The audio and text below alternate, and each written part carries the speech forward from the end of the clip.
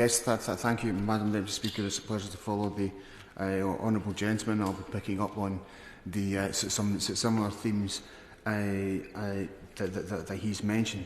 So, Madam Deputy Speaker, we welcome this bill as it enables the operating of the state pension and pension credit despite a fall in the earnings, and we would expect the government to operate those accordingly and ensure that everyone can benefit. As the Secretary of State had said, the purpose is to ensure that they meet the standard minimum guarantee and pension credit and other benefits, and indeed earnings actually fell. According to the Office for National Statistics, earnings fell by 0.1% in the 3 months to July 2020 as a result of the coronavirus pandemic.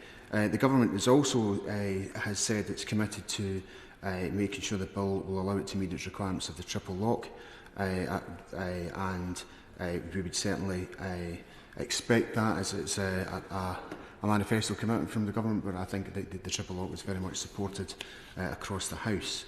Without this, the existing legislation would mean that the Secretary of State would probably not be able to increase the relevant benefit and pension rates. They would remain frozen, as happened in 2016-17, when the Consumer Price Index for the 12 months to September 2015 showed a negative growth rate at 0.1%. So we would certainly welcome the bill. And as the Secretary of State indicated, the bill also applies to the industrial death benefit, which falls within the legislative competence of the Scottish Parliament, where there has been an agreement with a legislative consent motion, and the Scottish Government is committed to expedite the timetable to match that of the government here.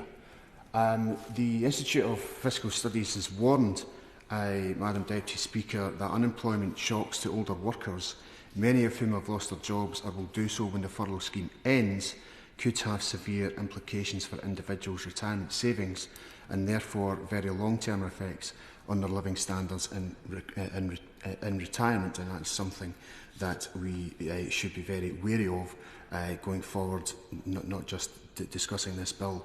If I could pick up the theme of pension credit, certainly we would encourage the government to look at ways of ensuring there's an uptake of this benefit.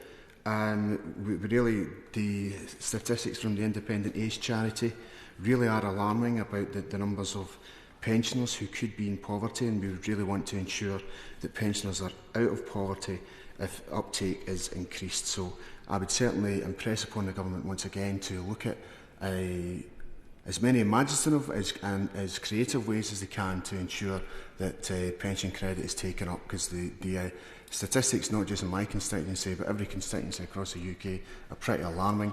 I've tried constituency events myself to make sure that that benefit is taken up, and the Minister in his place knows that I've raised the issue with uptake of pension credit with him many times. Now, Madam Deputy Speaker, we come from the principle that just as the National Health Service was created to protect all in terms of need, the social security system should be the same. And certainly I would want to take this opportunity to encourage the government to ensure that the £20 uplift to universal credit remains permanent, and that is extended to all legacy benefits. There are some real dire predictions going forward. The Trussell Trust forecast that food bank use could surge by a staggering 61% in the coming months. That would be equivalent to 846,000 parcels being given out. And behind that statistics are families hit by the pandemic and in desperate need of support.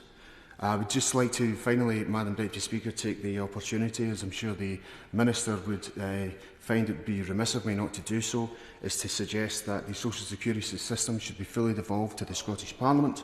We would make sure that the job was done.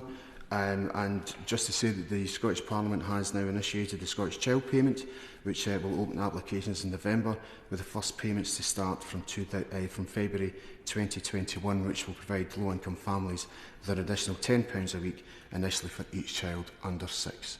So we will be supporting the second reading today, Madam Deputy Speaker, but I look forward to, at committee stage, raising some amendments to the bill. Thank you. Stephen Timms. Thank you, Madam Deputy Speaker. I agree with the case that the Secretary of State